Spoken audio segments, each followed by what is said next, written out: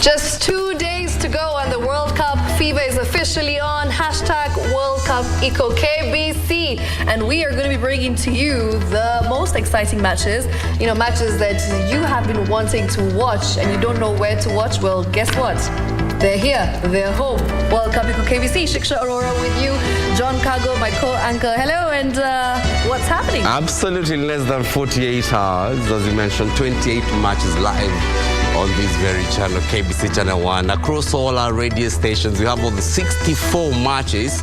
All the excitement is at fever pitch. World Cup, as I said, is KBC. So stick around. A lot of great analysis, even as you watch all the matches. Which team are you supporting? Qatar will be squaring it out against Ecuador in the opening match. We have the opening ceremony as well, so you need to stick around for that. I'm really excited. Senegal for the African team, Brazil internationally. We'll see how that goes. But first things first, I need to bring you up to date on the news that's been shaping up tonight on this, the 18th day of November 2022. These are the highlights.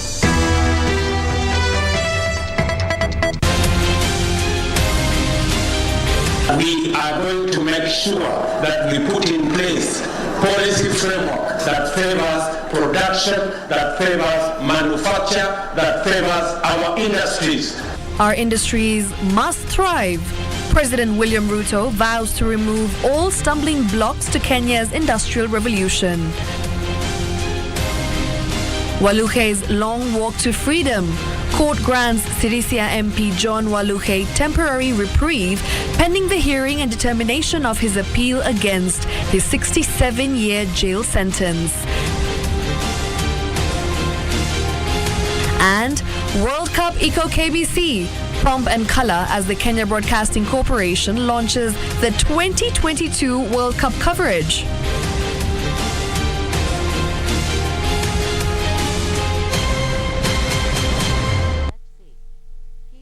Welcome back to KBC Channel 1. This is Easy Friday. Now, tonight's top story. President William Ruto is promising conducive policies that will enable industries to thrive in the country. Ruto, who was officially launching the 45 billion shillings Devki steel mills in Samburu, Kwale County, said that his government seeks to drive the economic growth of Kenya from the current 7% to 20% in 2030 under the Build Kenya, Buy Kenya initiative. Take a look. At least 2,500 residents from Samburu, Kwale County are set to get employed from the 45 billion shillings Devki steel mill that was officially opened by President William Ruto Friday. The president promising that his government is keen in supporting the manufacturing sector with friendly policies not only to generate wealth but employment for the many jobless youth. And I have already given instructions so that we can make a policy framework that favors production, that favors manufacture, that favors our industries, so that we can grow our jobs and we can also ensure that we save on our foreign exchange by making sure that products that we can produce locally are not imported by middlemen and brokers. To achieve the objective, the head of state said his administration will work with the Kenya Association of Manufacturers to grow the economy by 13% in the year 2030. And Moses Kuria here has the matching orders to ensure that we build the necessary environment for our industrialization to go in the right direction. The president promising to engage in talks with counties that have mineral deposits for extraction under the Build Kenya, Buy Kenya spirit. Tuko na iron ore kule Tharaka Nithi na sehemu zingine za taifa letu la Kenya. Tutaanza safari ya kuhakikisha kwamba zinapatikana, tunazileta hapa badala ya kuagiza iron ore kutoka sehemu zingine, tutakuwa tunapata hapa nyumbani ndio tuweze kutumia rasilimali zetu. We have agreed to put a framework for captive power and net metering of power, so that if you find our power is expensive, generate yours and I will facilitate you to get all the licenses that you need.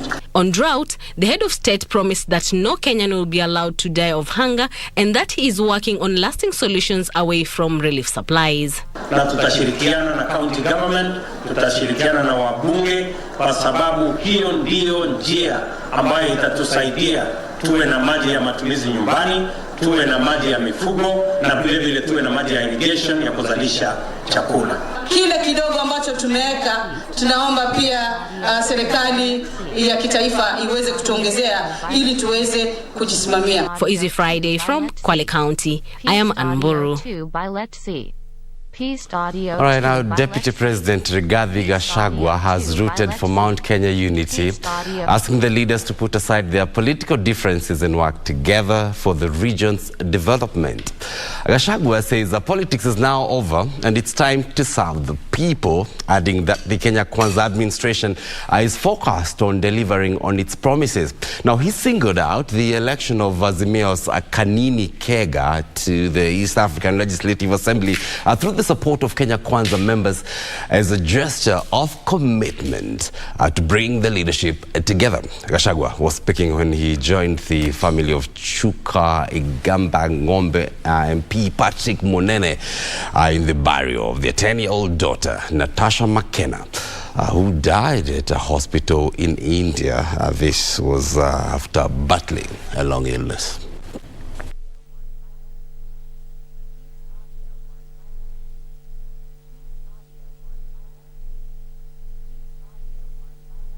Sisi tumetoka kwa siasa.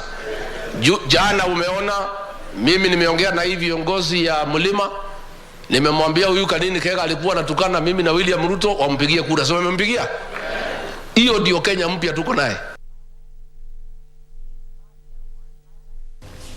All right, now moving on. Sirisia Member of Parliament John Waluke has been released on 10 million shillings cash bail, pending the hearing of an appeal against the 67-year jail term imposed on him by the Anti-Corruption Court.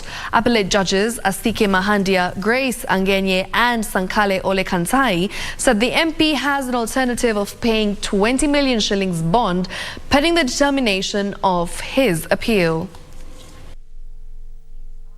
After spending 6 weeks in jail over the 313 million shillings fraud charges against the National Cereals and Produce Board, NCPB, Sirisia Member of Parliament John Waluke can now breathe a sigh of relief.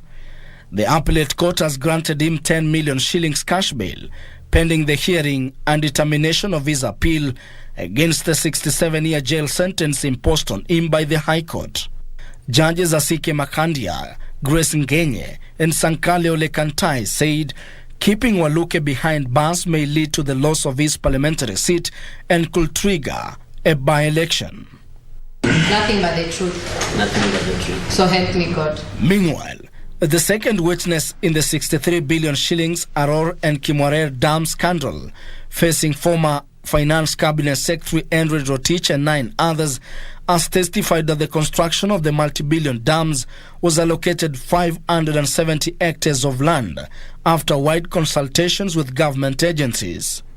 On what your role was in this matter? Yes. I dispatched the... Gideon Rotich, an employee of the National Environment Management Authority, told trial magistrate Lawrence Mugambi that the project started with a report on environmental impact assessment, which was done by Elijah Ndiema and dispatched to the Ministry of Natural Resources, Kenya Forest Service, Ministry of Water and Kerio Valley Development Authority. However, KFS took issue with the construction of the dams, citing the destruction of the forest, and halted the commencement of the project. The case will proceed for further hearing on 5th December 2022. Ben Chumba, Scales of Justice. All right, then now a section of leaders from Luo Nyanza, allied to the Orange Democratic Movement, have urged the ruling party to reach out to Azimio la Umoja One Kenya leader Raila Odinga if the goal of inclusivity is to materialize. Other leaders spoke separately while distributing relief food in Kisumu and Siaya counties. This is Weekly for Catch reports. The government relief food distribution in Luo Nyanza continued on Friday with the ICT and Digital Economy Cabinet Secretary Elu Dawalo leading the exercise in Siaya and Kisumu counties. Owalo reiterated that the Kenya Kwanza government will fulfill its development agenda to the country by way of implementing the economic charters signed in the run-up to the August general elections. When we had the first meeting, cabinet meeting last week, the first project that the president assented to in cabinet was a major training facility for fishermen in Kisumu. That is just but the beginning. We are going to implement all the economic projects that we identified in the economic charters county by county. And we want to thank the President for continuous considering this area. The exercise in Koru in Muhoroni constituency, Kisumu County, however, turned into a political platform with the legislators elected on the ODM ticket weighing in on the ruling party's unity quest. The MPs, while speaking in Dolo dialect, urged the ruling party to reach out to Azimio leader Raila Odinga for the sake of inclusivity and unity of the country. For Easy Friday, I am Wycliffe Okage. Now, climate change talks came to an end on Friday in Egypt, with parties agreeing to set up a team that will help structure a loss and damage fund and provide technical assistance to countries and communities impacted by climate change. However, critics said the COP27 was a failure because it did not address critical issues, especially on climate adaptation, increasing funding to climate action and capping the use of fossil resources. O'Brien Kimani has the details from Sharm El-Sheikh. The night of burning the midnight oil, the curtain has finally come down for COP27. The jury is still out on the success and failure of this meeting. The opinion is still very divided, and it all depends on who you ask.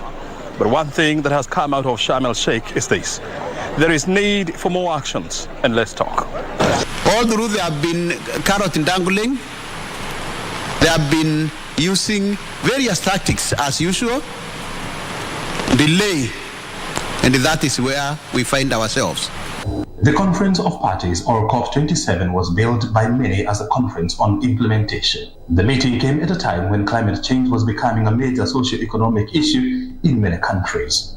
A loss and damage facility will be important, will go a long way in helping African communities, those that have been affected by droughts and floods, those that have lost their culture, those that have lost their livelihoods, to be able to recover from the losses.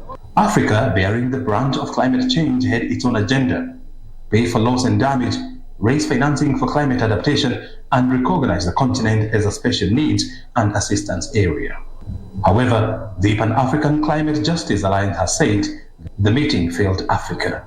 We leave less reassured of the goodwill of global leaders, especially those in high-polluting industrialized countries.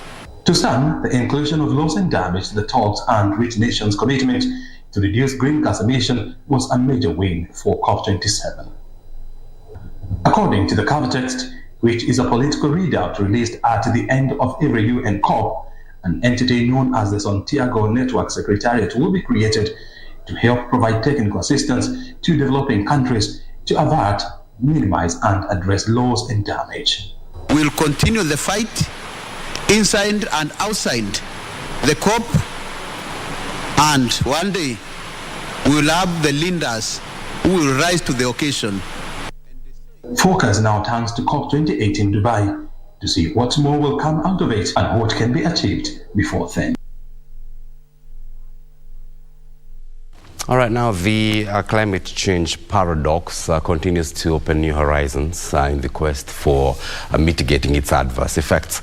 The Northern Kenyan Rangelands Carbon Project, that's the NKRCP, is one such frontier, and it has succeeded in involving the community in dealing with the changed weather patterns and rainfall failure that occasions drought. And so Peter Chemtai reports the project is ensuring sustainable livelihoods among pastoralist communities residing in the country's northern rangelands.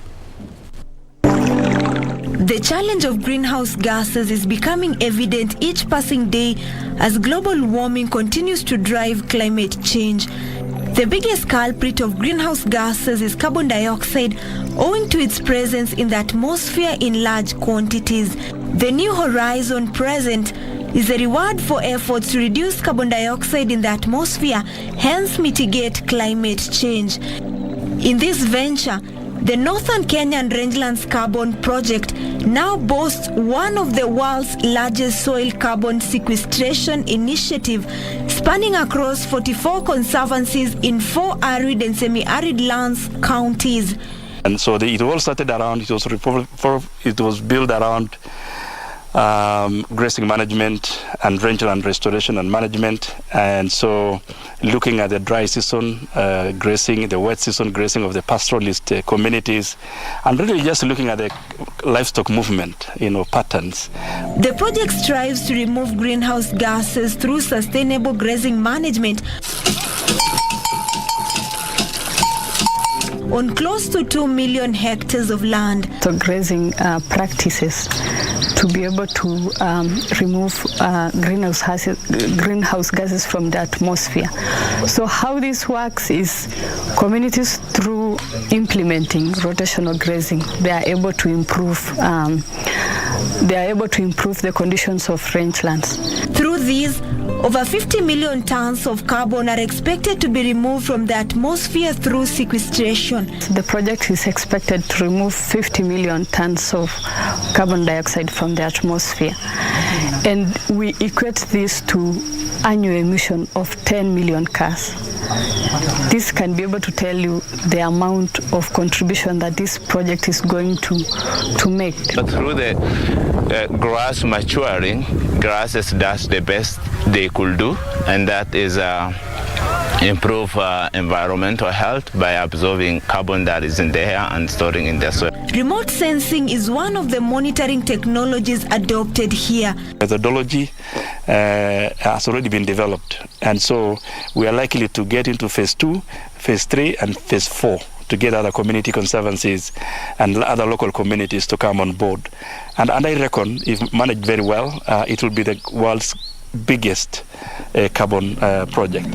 Grazing is monitored to ensure that the grazing fields are not left bare to enhance carbon sequestration.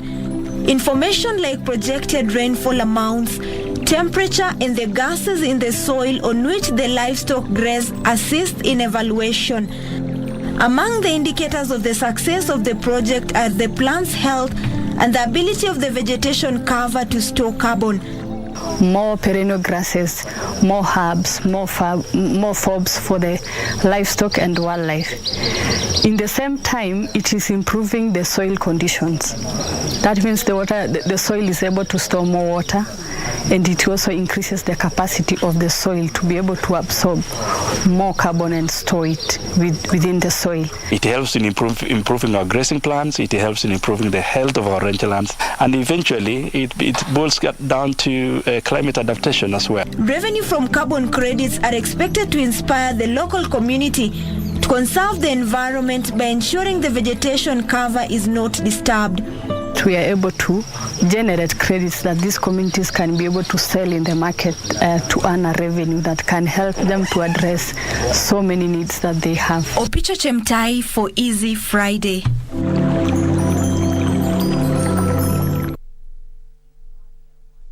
Right, and of course with that it's time for us to take our first commercial break, but we'll be back very shortly. Don't go too far. This is Easy Friday, and remember, World Cup? I call KBC. The clock is ticking.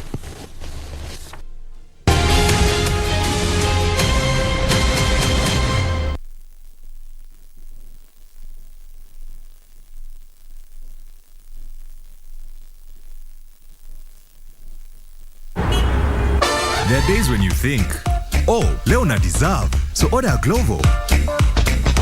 Days when plans inachelewa. What if you order a Glovo?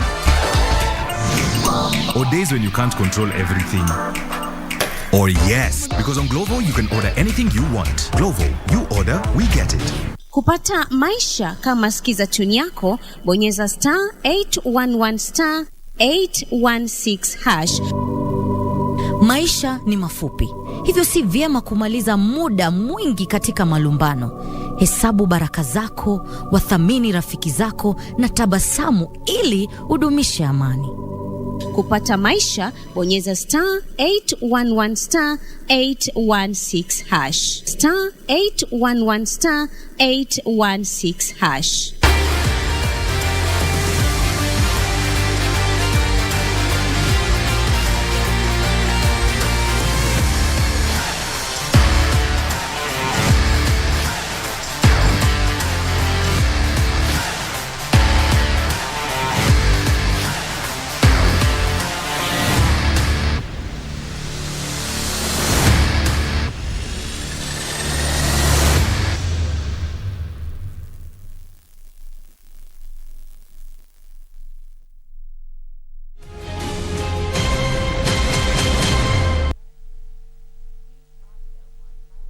Welcome back. Now, on 26th of October, members of the Hindu community across the world gathered to welcome the Hindu New Year. This year, they were ushering in the year 2079, meaning 57 years ahead of the world conventional calendar. On My Culture tonight, we focus on the activities that normally happen during Hindu New Year celebrations. Take a look.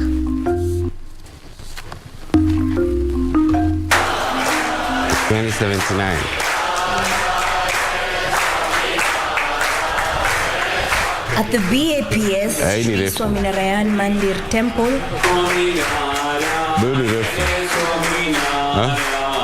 it is a day after Diwali.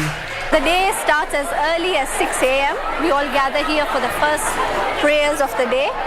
And all throughout the day now you will see people coming in and out to greet each other, to come and do the divine darshan of the idols, the images of God. And this will continue on till night, where people will come and greet each other. And it's a more of an in and out thing.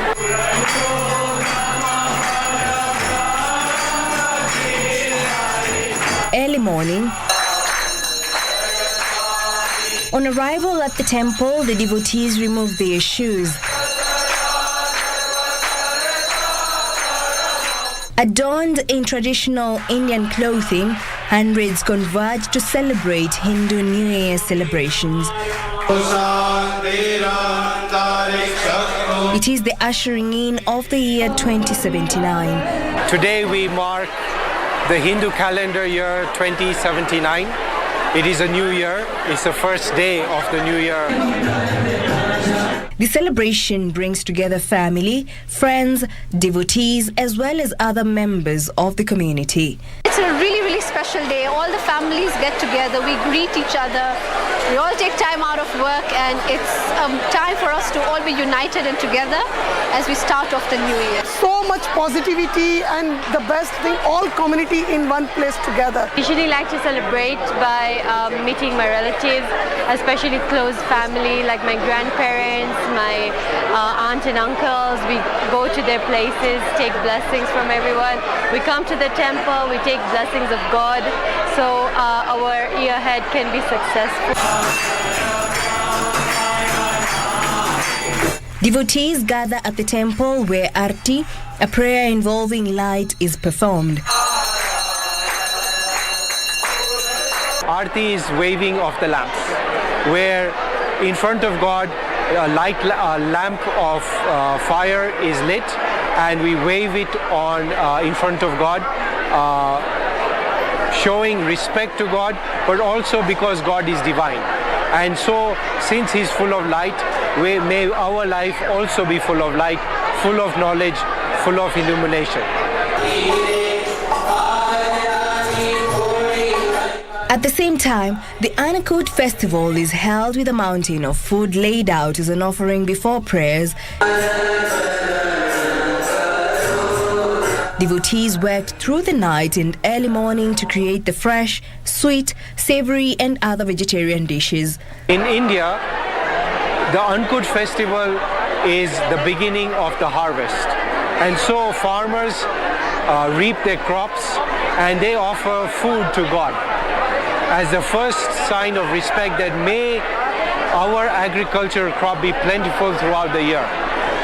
During this time, we're offering prayers to God that may Kenya, may our nation progress throughout the year.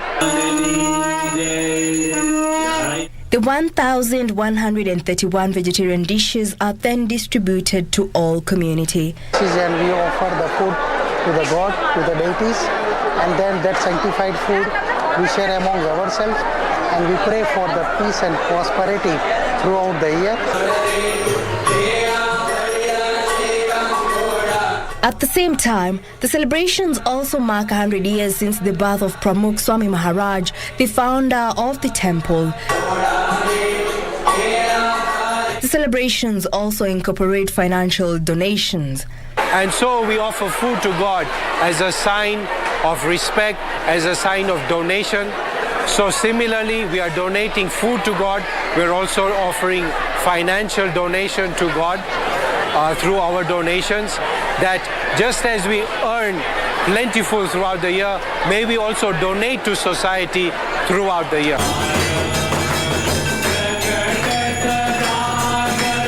The most important part of the day sees worshippers gather to sing scriptures. The ceremony offers people the chance to worship and reflect. We offer thard. So at 11 o'clock to 1 o'clock, we call thard. Thard is singing to God the different types of food that we are offering to Him. We are offering our devotion, our love to God. It is about blessings, seeking blessings not just from God, but from your loved ones, from society, that may we all come together as a community. After the prayers, community members partake in various meals outside the temple, and after the celebrations, they visit each other in their abodes. We believe and we wish for the peace and prosperity of the family. Begins, we wish everyone happiness, be it physical happiness, mental happiness, financial happiness, and growth. May our nation progress with health, wealth, and prosperity.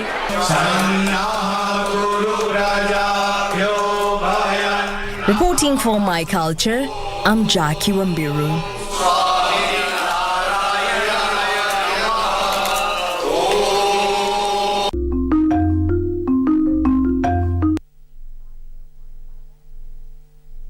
All right, thank you so much, Jackie, for that. My Culture comes your way every Friday, and another feature that comes your way every Friday is the Savage Netizens, and the hashtag World Cup Eco KBC. The news that the national broadcaster KBC will be airing a selection of World Cup matches live has got the attention of many.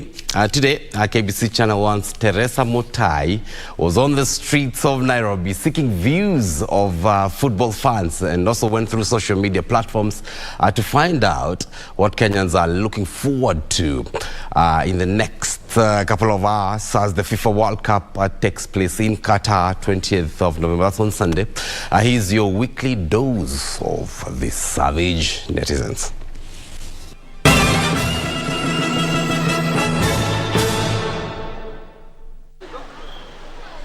Here in the middle of the streets, you can literally feel the excitement of the World Cup.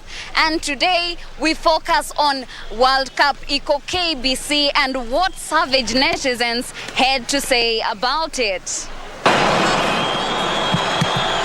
It's in, and Argentina are real bound. Football is a widely cherished sport all around the world. And as the days count down to the FIFA World Cup kickoff in Qatar, the eagerness to hear the first whistle blow is almost palpable. And assurance select matches of the vintage game of football will be available kiloko through your national broadcaster has become the talk of the town. From netizens on the realms of social media and Nairobians, we echo the views of many who revel in every moment of the World Cup, thanks to the great KBC. For me, it will be at another new level because we will be experiencing World Cup at home. Ni kitu fiti, tumebambika sana. It's so exciting having World Cup featured on KBC. I think. While others showed their great prowess in juggling the ball and a couple of fails, this budding musician gave us a rhyme.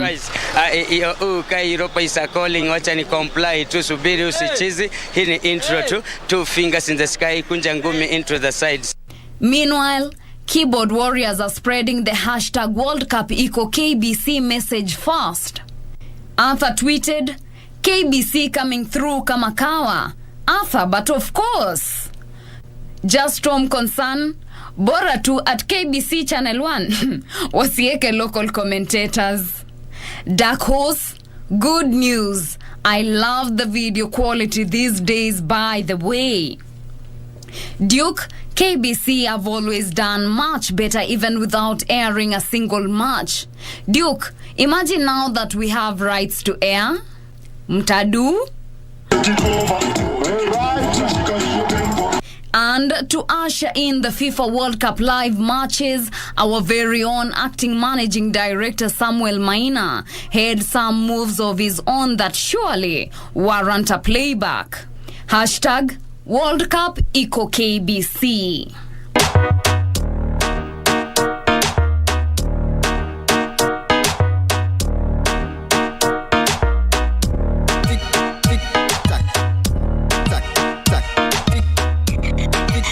Well, that's it for us. Catch you next week on Savage Netizens. For KBC Channel 1, I am Teresa Mutai.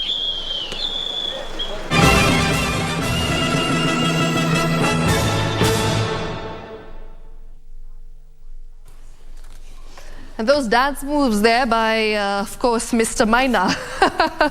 I think we need to have a conversation later on. But yes, that was incredible there, Teresa, with the news when it comes to, the World Cup coming to KBC, where we'll be broadcasting the top matches only on KBC Channel 1. Very excited to hear about that. And now moving on to other stories. The government is committed to improve the quality of education institutions of higher learning to be responsive to emerging job market demands and conform to requirements of the Constitution and the social pillar of Vision 2030.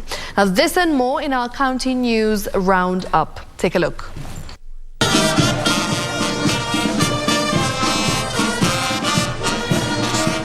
St. Paul University held its 31st graduation ceremony on Friday in Limuru, Kiambu County. Principal Secretary, State Department of University Education and Research Ambassador Simon Nabukwesi reaffirmed the government commitment to upgrade university education. Guest speaker Professor Alex Eza affirmed the need to harness the power of creativity and innovation to remain relevant in the current competitive environment. To improve quality and relevance. 4, to ensure universities have sustainable financing. 5, to anchor internationalization of our universities. Meanwhile, Mombasa Governor Abdul Swamad Sharif Nasir has given contractors and investors a 7-day ultimatum to resubmit their drawings and all necessary documents for reapproval before construction works resume at their sites. Plot number XV1/900 in Majengo, Kingorani. Plot number XXV1/6 in Old Town. And the other one, which is in Likoni. These 3 properties, if you are the owner, kindly avail yourself, because you are endangering the lives of people. Unahatarisha maisha ya watu. Kiambaa Member of Parliament John Juguna says he will mobilize legislators in the metropolitan area to re-amend the National Construction Authority Act to empower and give the board the necessary power to act on the buildings that are wrongly constructed. We have also a board that has been so reluctant at the National Construction Authority. So I believe there is a lacuna. And for us, what we need to do is to amend the law. I believe so that we come up with more, we give NCA more power, so that when they realize that the building and the construction is not okay, they can be able to stop the building. And at the same time, they use their professionalism to bring the building down. And the Ethics and Anti-Corruption Commission says it is training senior officials of agricultural-based cooperative societies on integrity and good governance in a bid to tame graft.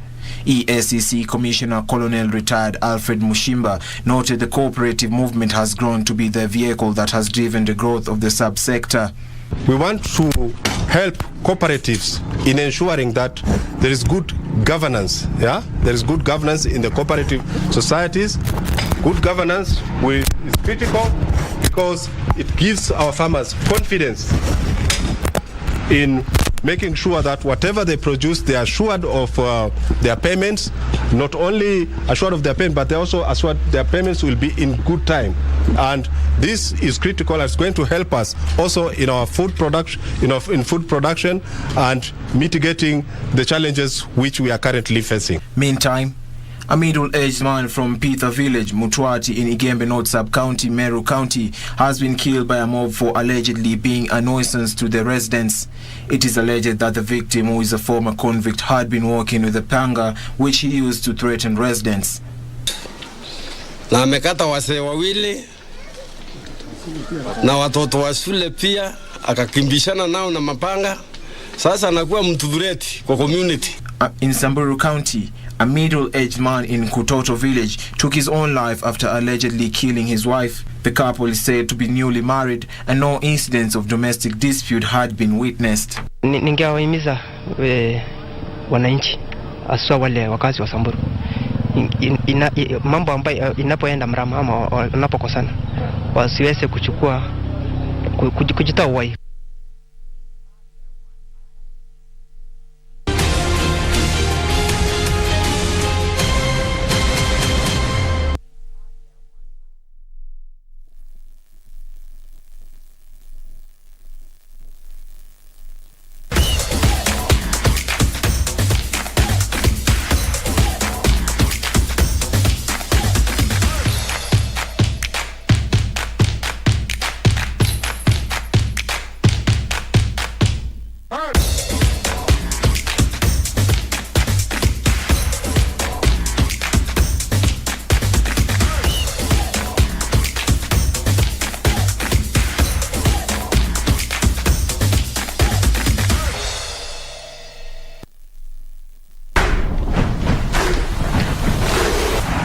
November like never before. Mouth-watering programs. Maza takes a break and in comes football extravaganza.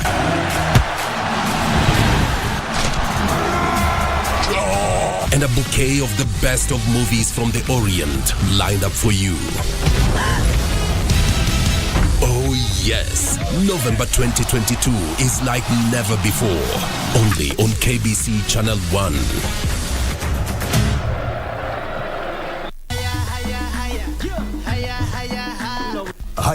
Hayawi huwa kinyang'anyiro cha kombe la dunia nchini Qatar cha wananga Novemba 20 hadi Disemba 18, huku timu 32 zikiwania taji. KBC Channel 1 inakupa fursa ya kutizama mbashara kipute hicho kutoka Qatar nyumbani kwako. Runinga ya KBC Channel 1 inakukaribisha kwenye kipindi cha Dunda Qatar. Nakwambia kwamba baba, alama ya reli ni Dunda Qatar. Na tunakuja nyumbani pale mtaani pale ambapo upo wewe mwenyewe. Huku ukijishindia zawadi chungu nzima. Hapa kumejaa vitu kocho. Jongea. Shabiki kwenye Dunda Qatar. Ukitazama unashinda. KBC Channel 1, wenzio wa dhati michezoni.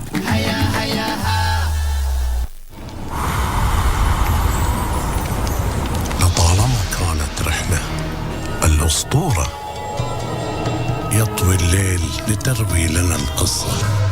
تعانق روح من تقابل.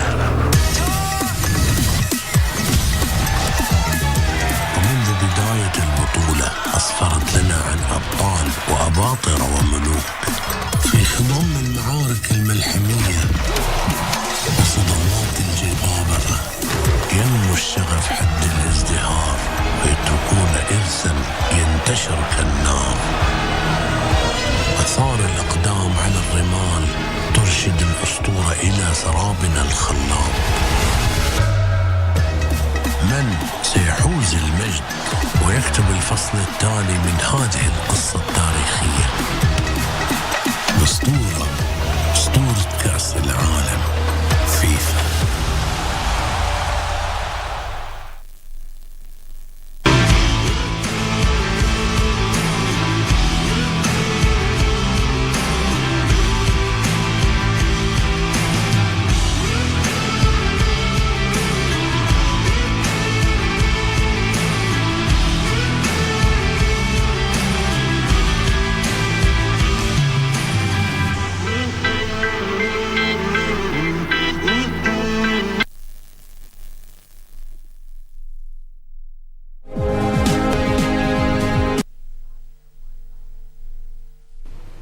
Thank you for joining us. My name is Wairi Mujenga. Now, President William Ruto has appointed Anthony Ng'ang'a Mwaura as the chairperson of the Kenya Revenue Authority Board for a period of 3 years. Speaking to KBC Channel 1, Mwaura said his focus will be to seal tax loopholes and broaden the tax base to increase tax collections to 3.5 trillion shillings by the end of the current financial year, then to 5 trillion shillings in the next financial year. The government is keen on reducing on foreign debt to finance provision of key services. This has seen President William Ruto task the Kenya Revenue Authority to put in place measures that will help increase revenue collection. Newly appointed KRA chairperson Anthony Ng'ang'a Mwaura says this will be done through sealing tax revenue loopholes. So the people who are supposed to be paying the taxes do not pay the required taxes, and there are a lot of loopholes whereby money gets lost. So once we seal the loopholes, and then we identify the people who have not been paying taxes, the required taxes, and we know most of the games which has been paid by the taxpayers, and we are going to do everything possible to make sure that we support His Excellency. In addition, Mwaura says he plans to broaden the tax base by making it easier for taxpayers to honor their tax obligations. There are even some people in the informal sector who earn a lot of money but they don't pay the taxes because you realize that the people who pays their taxes passionately are the employed people because it is usually deducted from the source. So we are going to make sure everything, as long as it is possible, it will always be deducted from the source. He believes KRA has what it takes to surpass the government's target of collecting 3 trillion shillings in the current financial year. Those areas we are going to sit down with the board and the management of KRA and come up with a solution of how we are going to do everything possible to make sure that we achieve that target of by the end of next year 3.5, and in the next 2 years we must reach the target of 5 trillion. And that is the way to go. We have to make sure that we collect our taxes and we use our taxes in development of our country. Mwaura takes over from Ambassador Francis Mudhaura. Benson Ruba reporting for Easy Friday. Now, 16 liquefied petroleum gas tanker accidents were reported in the year to June 2022. Data from the Energy and Petroleum Regulatory Authority shows that the accidents were caused by leakages and explosions attributed to illegally refilled cylinders. IPRO has rolled out a campaign to sensitize Kenyans on the dangers of siphoning of fuel from tankers, safe handling of LPG, and use of unqualified electrical personnel. Cases of trucks ferrying liquefied petroleum gas exploding have been common in recent months. In addition, there were 8 domestic incidences involving cooking gas that led to 4 fatalities and 17 injuries. These accidents have been attributed to leakages and explosions due to the use of illegally refilled cylinders. Only recently in September, there was an accident at the Kisian Junction along the Kisumu-Busia road. Thankfully, this time no fatalities were reported. We have, however, witnessed increasing such cases of siphoning which do not have a positive ending. Cases of electrocutions have also increased due to vandalism, substandard wiring, defective or fallen power line, and where leaves a trace encroachment.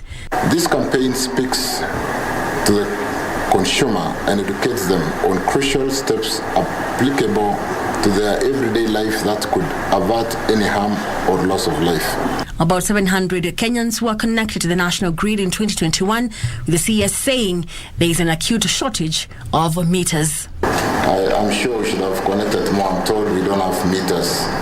And I've just come into the sector. We'll be looking at why we should not have meters and connect our customers.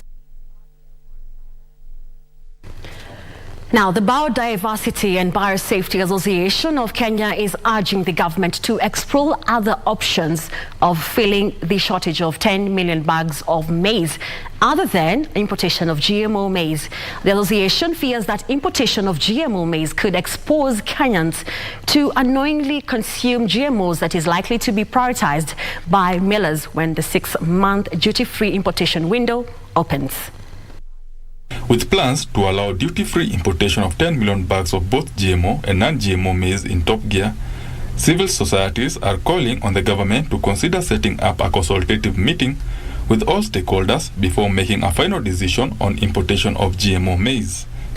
Calling for public participation. The public needs to be aware, made aware, public education and participation before such a decision is made. They want the government to ensure millers have sufficient labeling mechanism to ensure consumers have a choice. According to the Biodiversity and Biosafety Association of Kenya, many millers are yet to acquire labeling machines due to operational costs. Company importing GM maize and milling it must have an approved GM label on it. And Kenyans can vote with their pockets. If you don't want to eat GM maize, you can decide the packet of unga with the label, you're not buying it. They want millers to clearly label each variety of BT maize flour separately instead of blanket labeling. To be all mixed together, is it going to be well labeled in a way that every person has the right to choose, I want this or I want that. The government has also been encouraged to subsidize GMO maize seeds for local farmers. We have private organizations and private entities making a lot of money through the GM technologies that are coming in. Then somebody has to pay because it is not going to be free. Benson Druba reporting for Prime Edition. Now to the latest on the Hustlers Fund. Kenyans will from next month borrow a minimum of 500 shillings and a maximum of 50,000 shillings from the Hustlers Fund following the Cabinet's approval to roll out phase 1 of the fund. Cooperatives and MSME Development Cabinet Secretary Simon Chelugui says regulations to guide the rollout of the fund are at the public participation stage. The National Treasury last week published guidelines to govern the disbursement of the Hustler Fund, promising full transparency and accessibility for all. The government had formed a committee to that effect to collect the views of the public, and the exercise closed today. As a result, citizens will be able to start or boost their assets without being crushed by predatory lenders, shylocks, and over-the-roof interest rates. Chelugui says the loans will be available from next month and borrowers will be required to repay on pro rata basis within 2 weeks. The target of government is to bring down the cost of borrowing, affordable credit. Because again, when it goes high, you minimize those people or Kenyans who would be having good ideas but cannot venture out. We are dealing with unemployment as a country, which has gone to almost 7.4%. And that is a social challenge that we need to deal with. The government is keen on instilling a saving culture, and 5% of the loans would go to a saving scheme that would be incentivized and would accrue interest. Every time one borrows, 5% of the amount goes to a saving scheme where the money earns interest. In addition, for every shillings two saved, the government adds 1 shilling. This will of course boost national savings and also provide those who borrow from Hustlers Fund some cushion for a rainy day. There will be 2 other Hustler Fund products to be rolled out later, offering higher loan amounts and accessible through banks, microfinance institutions and SACCOs. From the 1st of December, you will be able to access affordable loans for as low as 8% in the government's bid to push for financial inclusion, especially for the youth. Hibak Said for Easy Friday. Now, last but not least, there is a need for enhanced stakeholder engagement, upskilling and sharing of ideas to drive the growth of software development in Kenya. Players in this space say besides the challenge of proper tooling, aspiring developers, most people still stay away from networking opportunities owing to a lack of awareness. Mentorship and complicated tech networks are said to influence the success and growth of the country's tech space. Despite tech ecosystems growing in Nairobi, it is harder for locals to compete with international tech peers. Nevertheless, networking has been identified as part of the solution. Is just so much talent, so much enthusiasm for Android development and also for open source, but just the innovation that I've seen in so many of the talks has been very inspiring, and I think that it's fair to say that those of us in Europe and North America should be watching Africa very closely, because this is where innovation is coming from. I think it's very, very important because we are living on an era where technology can be used to solve almost every single problem that we can face. So being in such place can help you to realize how important technology can be. Speaking at the final day of the 2022 DroidCon KE22 conference, Kenya software developers say an enabling environment compounded by requisite policies and regulations are needed. You should be able, like from the government, private sector, even community like this, everyone should make sure that they contribute to just the empowerment of the techies.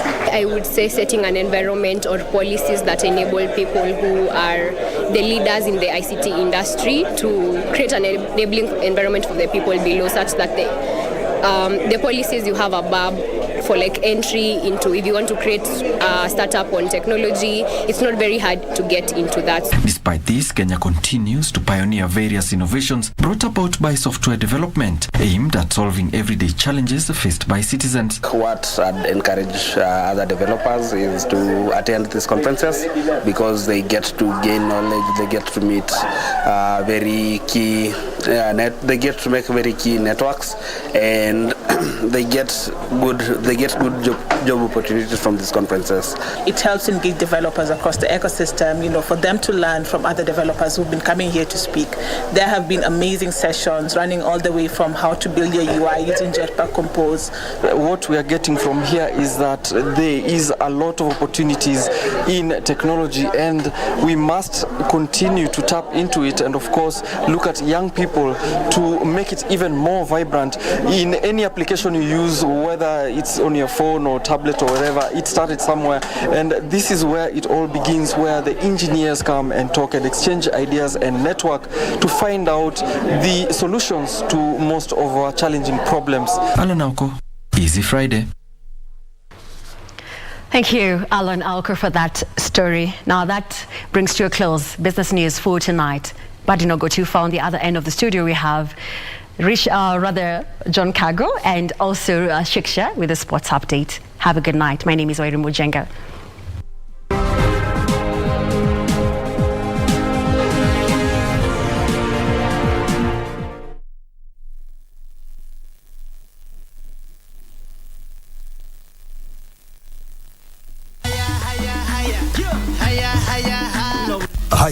Hayawi huwa kinyang'anyiro cha kombe la dunia nchini Qatar cha wananga Novemba 20 hadi Disemba 18, huku timu 32 zikiwania taji.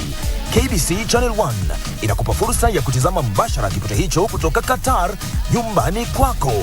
Runinga ya KBC Channel 1 inakukaribisha kwenye kipindi cha Dunda Qatar. Nakwambia kwamba baba, alama ya reli ni Dunda Qatar, na tunakuja nyumbani pale mtaani pale ambapo upo wewe mwenyewe, huku ukijishindia zawadi chungu nzima. Hapa kumejaa vitu kocho. Jongea shabiki kwenye Dunda Qatar. Ukitazama unashinda. KBC Channel 1, wenzio wa dhati michezoni.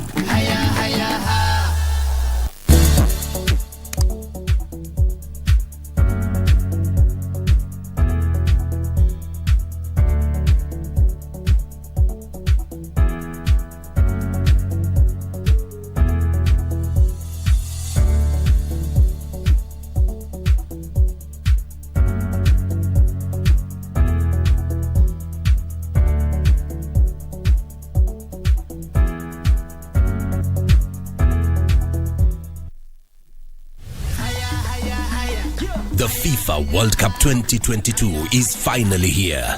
KBC, in partnership with SportPesa, is inviting you for a free Soka Mtaani public viewing experience for the grand opening live match between Qatar and Ecuador. Together with your friends and family, join us at the Uchumi Hyper Parking Grounds along Gong Road. This Sunday, 20th November from 4 p.m. Indeed, World Cup, Iko KBC.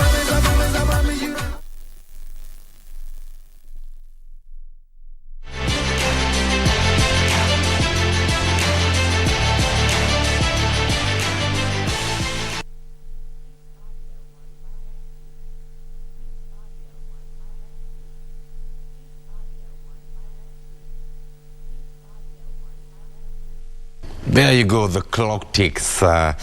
In about 48 hours or so, the FIFA World Cup Qatar 2022 kicks off. We are bringing you 28 matches live right here on KBC Channel 1, all the other matches live across our radio stations. And on Easy Friday tonight, we speak everything World Cup at different angles at that. For starters, Manchester United defender Rafael Varane and Real Madrid striker Karim Benzema are currently training separately from the rest of the French team in Doha, as both are still currently nursing injuries, respective injuries. Benzema is still dealing with a muscular injury, whilst Varane is still managing an issue with his thigh.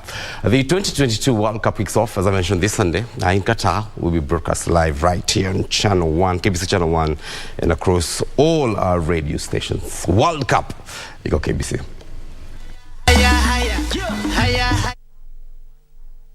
As the tournament in Qatar nears, it looks like Rafa Varane is not fully fit, which is another big blow for France, who are already plagued by injuries to key players going into the tournament.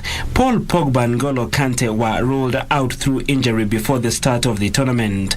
France won the World Cup in 2018 and will be one of the main favorites again this year. Benzema missing out would also be a massive blow for France after his stunning form for Real Madrid saw him recently win the prestigious Ballon d'Or award. Group D will see a repeat of 3 teams, France, Denmark and Australia, facing each other at the same stage like the Russia 2018 tournament. Meanwhile, Senegal forward Sadio Mane will not play at the Qatar 2022 World Cup due to a leg injury, which was sustained while playing for Bayern Munich against Werder Bremen in November. Mane has been the team's talisman, scoring the winning penalty at the Africa Cup of Nations final in Cameroon and later securing World Cup qualification. Senegal play hosts Qatar 4 days after they face the Netherlands. Their final game in Group A is against Ecuador on November 29th.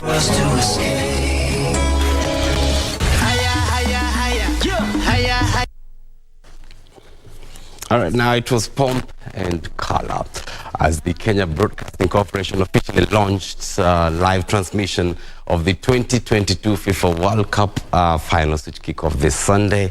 A total of 28 matches will be beamed live. Let's just have a look at that flagging off.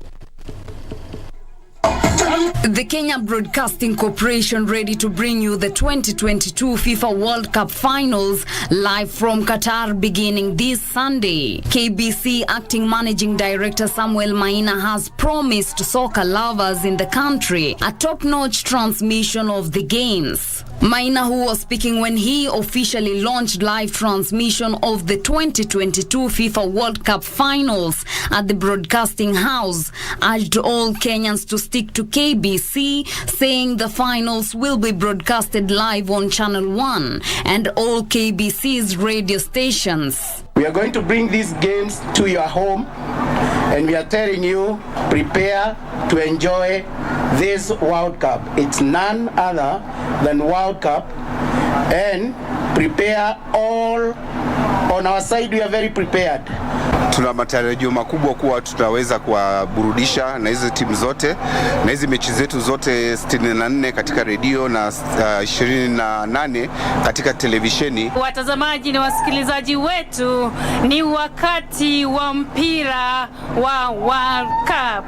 Nasi hapa KBC tunawakaribisha, msiondoke. At the same time, continue to inform the Kenyan public that the national broadcaster will broadcast live the 2022 FIFA World Cup.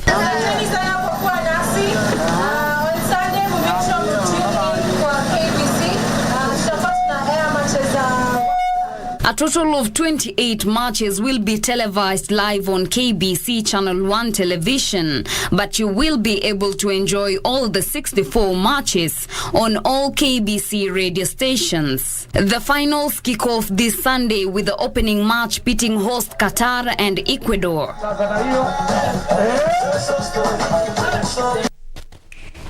All right, as I mentioned, all angles covered for the 2022 World Cup finals in Qatar right here on Easy Friday. Let's look at officiating and the 2022 World Cup finals. As I mentioned, kick off this Sunday. They are set to become the first ever in the history of global soccer extravaganza to have female referees after World Soccer Governing Body FIFA selected 6 female match officials to take charge of games in Qatar. They include 3 women referees and 3 assistant referees. Their tremendous work history in the field has positioned them to perform the top jobs of a referee. Our reporter has detailed the biographies of these phenomenal women, and we shall have a look at that if we have that ready.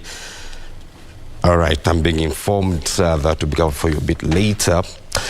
Still moving on, the 2022 World Cup finals kick off this Sunday with the opening match pitting hosts Qatar and Ecuador. That will be live right here on KBC. Today in our player profile segment, we feature Harry Kane. Now, Kane is an English professional footballer who plays as a striker for Premier League club Tottenham Hotspur and captains the England national team. Kane is regarded as one of the best strikers in the world and is also known for his prolific goal-scoring record and ability to link play.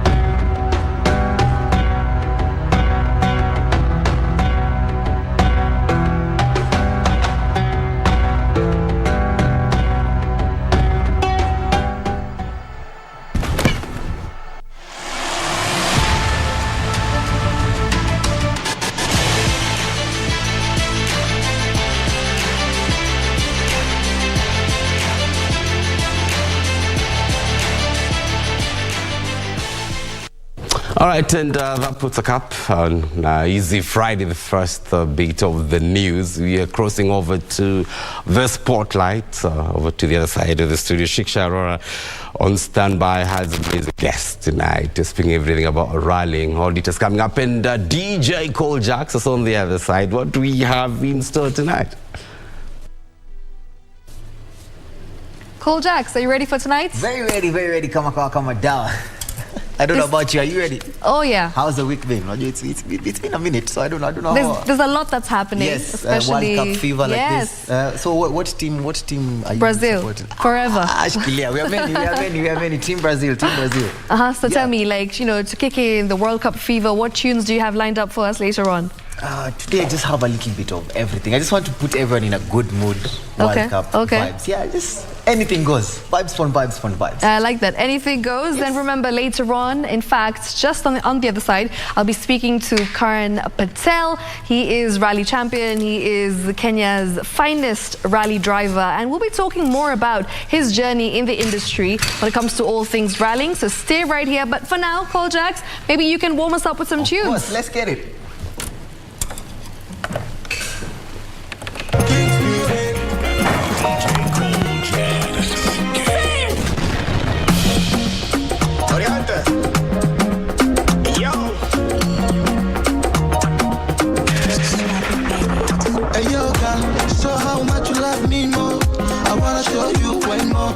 Nanisha weka kando, wanna deeper promo. How we be keeping more.